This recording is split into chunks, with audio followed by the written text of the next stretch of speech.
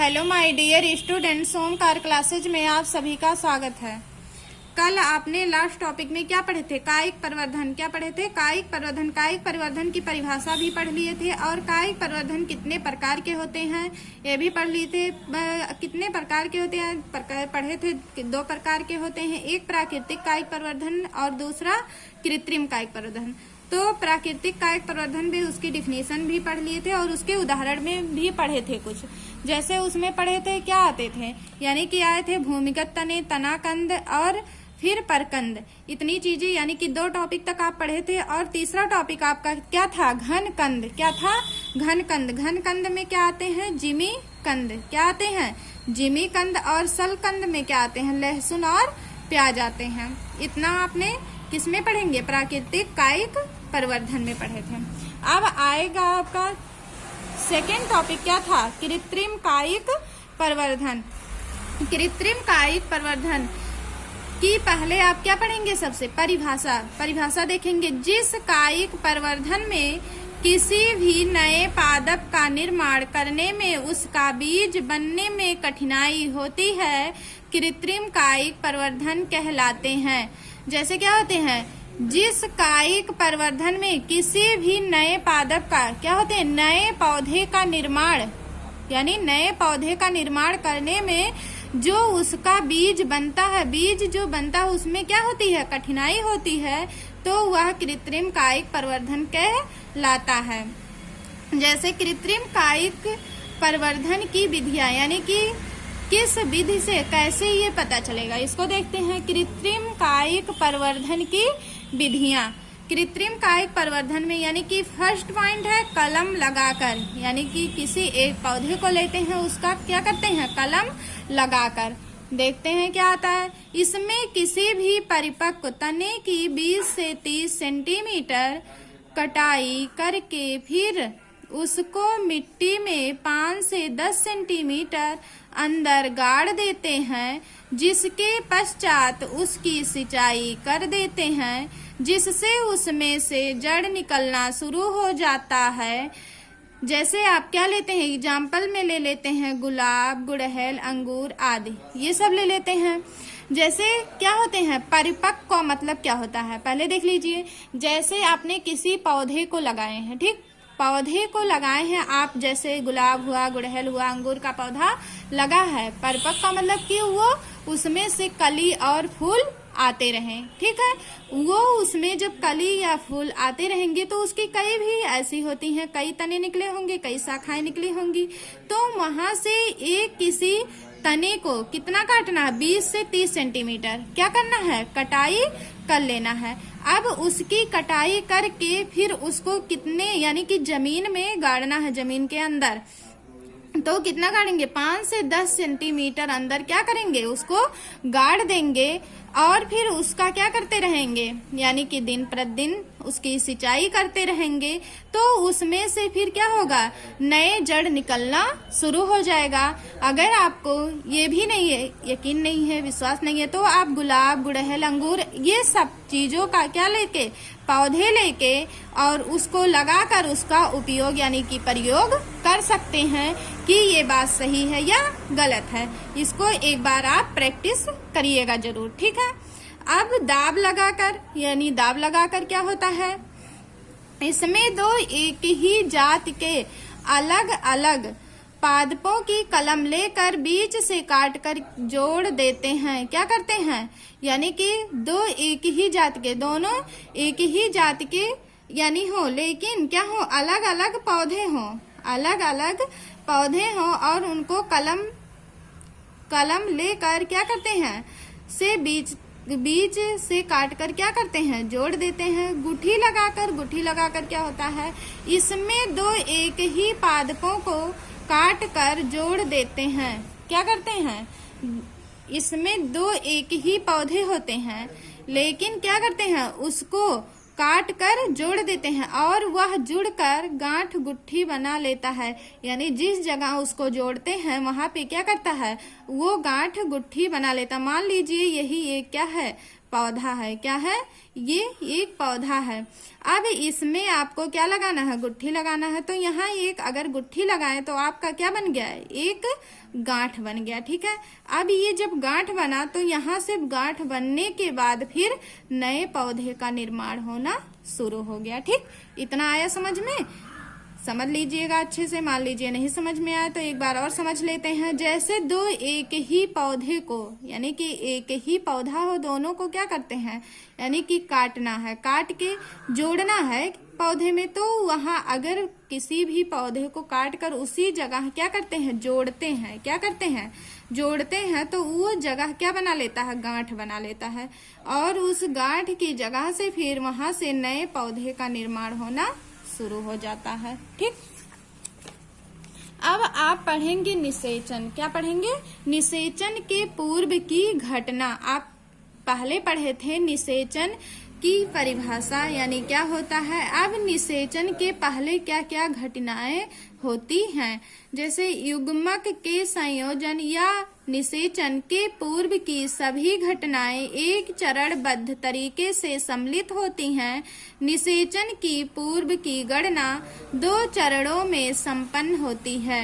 यानी क्या होती है? युग्मक जो होता है उसके संयोजन या निषेचन के पूर्व, यानी कि पहले सभी घटनाएं जितनी भी हुई रहती हैं वो चरणबद्ध तरीके से सम्मिलित हुई रहती हैं। जैसे क्या होती हैं? यानी कि पूर्व गणना, यानी कि निषेचन के पूर्व की गणना जो होती है वो 2 चरणों में, यानी कि 2 चरणों में संपन्न हो रही है। पहला क्या है?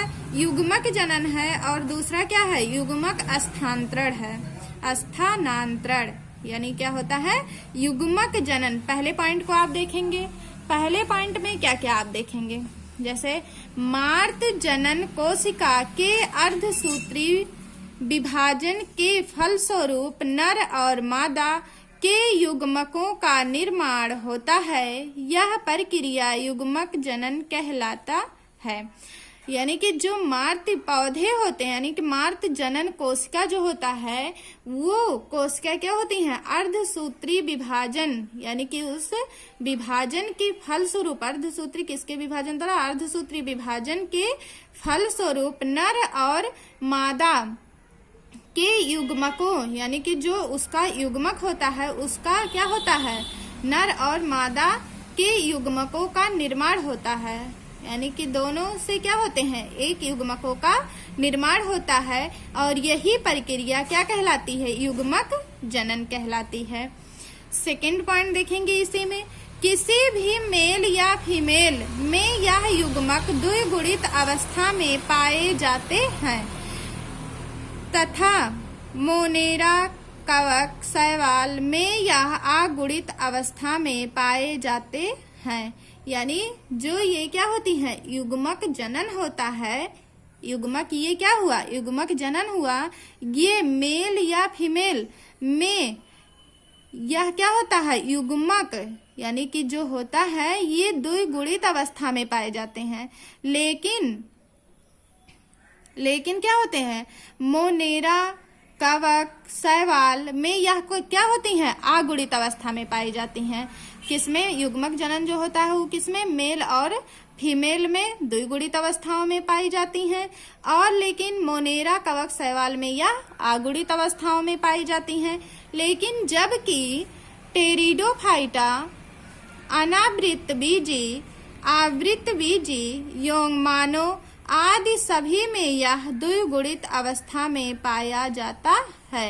यानी जो टेरिडोफाइटा होता है वो एक क्या होता है? पौधा होता है। एक अनावृत बीजी और एक आवृत बीजी और यौगिक भी जो होते हैं, इन आदि सभी में यह द्विगुणित अवस्था में पाया जाता है।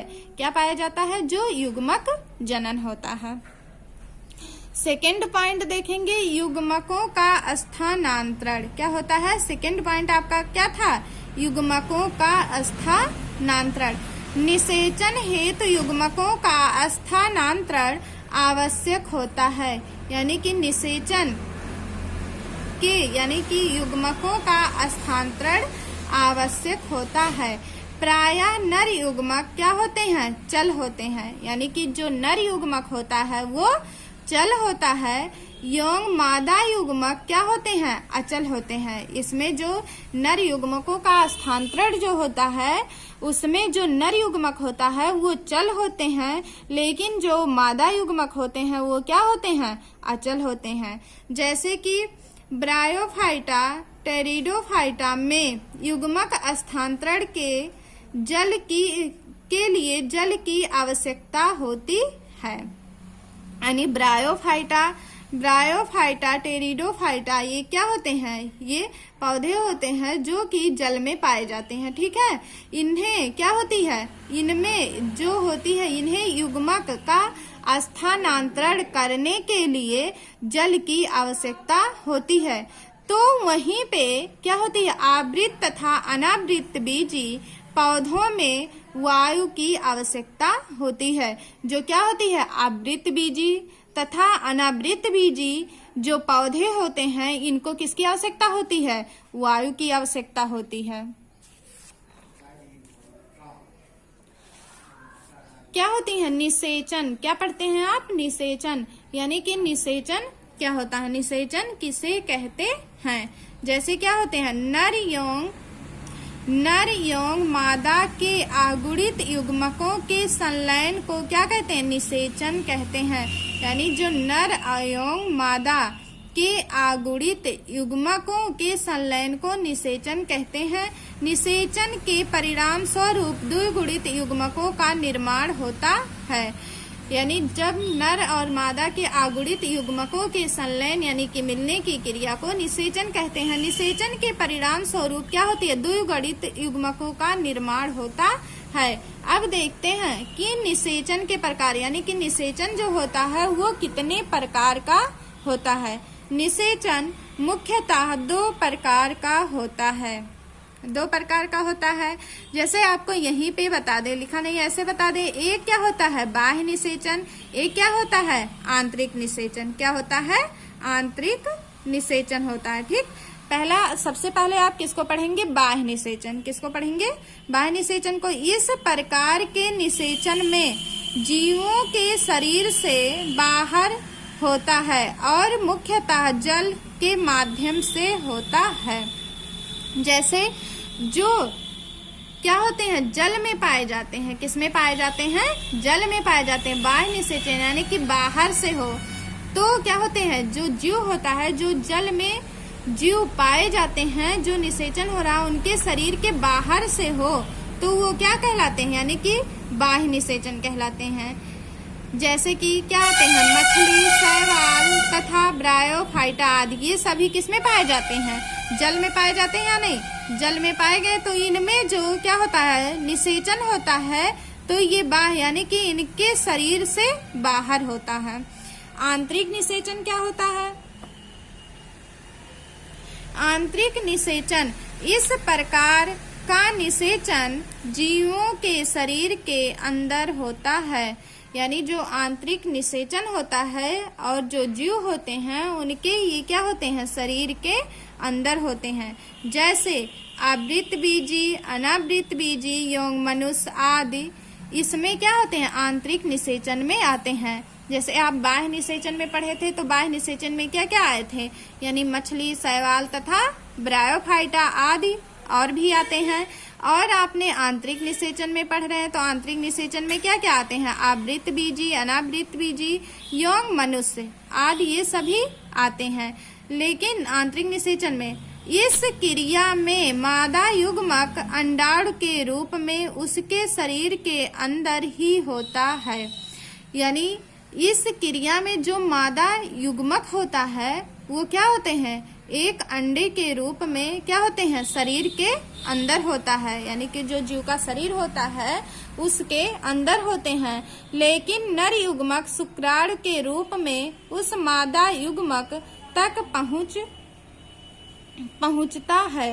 ये क्या होता है, लेकिन क्या होते हैं, जो नर युग्मक होता है, जैसे आपको बताए थे मेल और फीमेल बताए थे, तो उसी तरह क्या होते हैं, नर और मादा। लेकिन नर मादा युग्मक में क्या होता है, मादा युग्मक अंडाणु के रूप में उसके शरीर के अंदर होते हैं, यानी कि इसके जीव के शरीर के अंदर होते हैं। लेकिन नर युग्मक शुक्राणु के रूप में उस मादा युग्मक तक पहुंचता है। आया ना इतना समझ में। अब क्या होता है, यानी कि देखते हैं लघु युग्मक तथा गुरु युग्मक में अंतर। लघु युग्मक क्या होता है, गुरु युग्मक क्या होता है, नया टॉपिक है, देख लीजिए। लघु युग्मक और गुरु युग्मक में अंतर में आपको बता दे रहे हैं, ठीक है। इसमें नर युग्मक पाया जाता है। लघु युग्मक में क्या पाए जाते हैं, नर युग्मक पाया जाता है। और गुरु युग्मक में क्या पाए जाते हैं, इसमें मादा युग्मक पाया जाता है।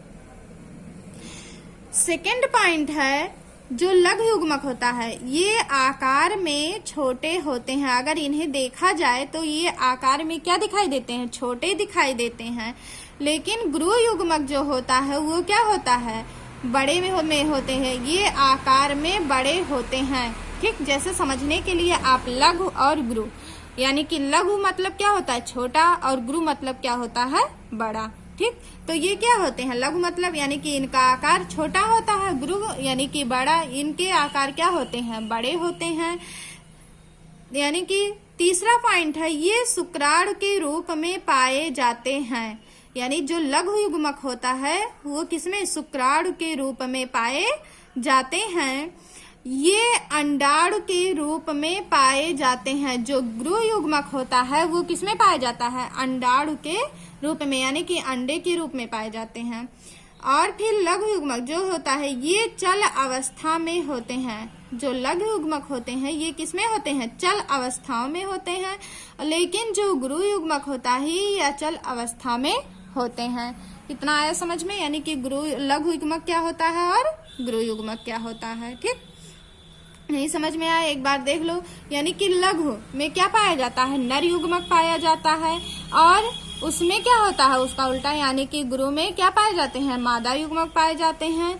लघु का मतलब छोटा, यानी कि ये आकार में छोटे दिखाई देते हैं। गुरु का मतलब बड़ा, यानी कि ये आकार में बड़े दिखाई देते हैं। लघु में शुक्राणु के, यानी कि लघु जो होता है वो शुक्राणु के रूप में पाया जाता है, और गुरु जो होता है वो क्या होता है, अंडाणु के रूप में पाए जाते हैं। और ये क्या होते हैं, यानी कि ये चल अवस्था में होते हैं और ये अचल अवस्था में होते हैं। यानी कि 4 पॉइंट में आपने देखा लघु युग्मक और गुरु युग्मक में अंतर।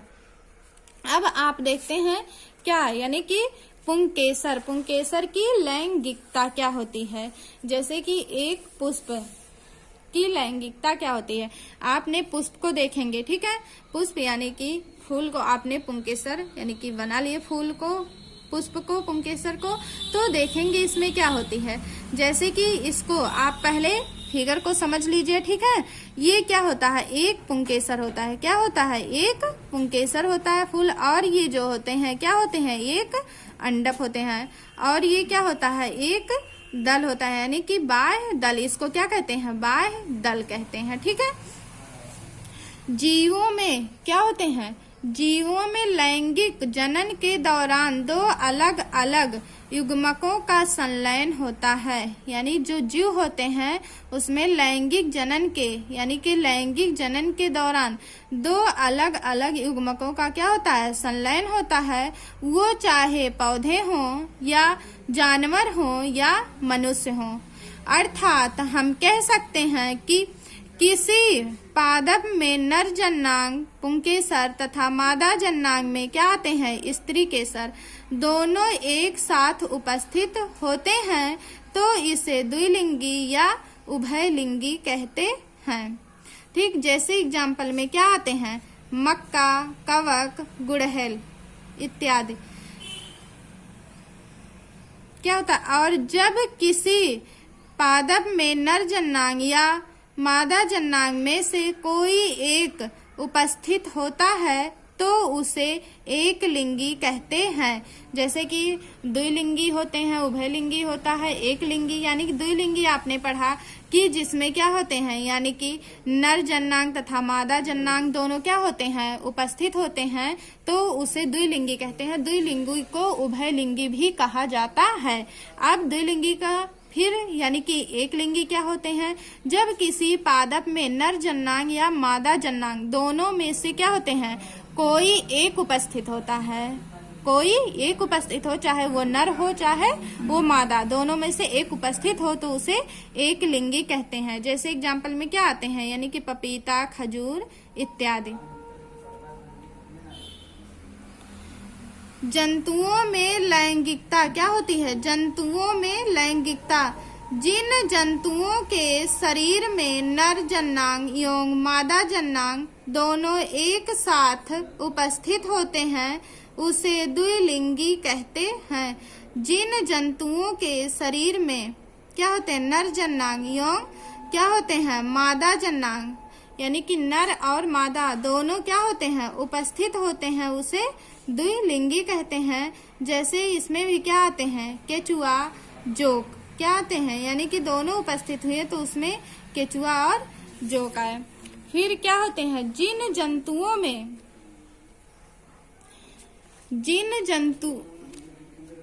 जंतुओं में नर एवं मादा युग्मक अलग अलग होते हैं तो उसे एकलिंगी कहते हैं। जैसे मनुष्य, बकरी, बंदर इत्यादि ये सब आते हैं तो क्या होते हैं? एकलिंगी होते हैं। जैसे कि यानी कि मादा, जिन जंतुओं में नर एवं मादा युग्मक क्या होते हैं? अलग, दोनों क्या होते हैं? अलग अलग होते हैं तो उसे एकलिंगी भी कहते हैं। निषेचन के पश्चात की घटना, यानी कि निषेचन के पश्चात बाद क्या क्या घटनाएं होती हैं? जैसे कौन कौन सी घटनाएं होती हैं?